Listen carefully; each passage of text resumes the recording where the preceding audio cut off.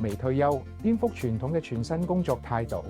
微退休主張喺每段工作之間留返適當嘅空間，喺經歷一段類似退休咁嘅休息之後，再重新投入工作。呢種階段性嘅休息方式，可以係幾個月或者1-2年，用嚟充電去旅行，或者追尋其他人生目標。雖然微退休聽落好吸引，但對一般人嚟講，最大嘅挑戰就係財政壓力。唔單止係微退休期間嘅生活費，仲要諗得更長遠，真係退休嗰陣都要有足夠儲備，仲有應付突發事故或者疾病等等嘅資金需要。要安心享受微退休，你需要一套全面嘅理財策略，例如調整你嘅現金流同儲蓄比例，檢視投資組合，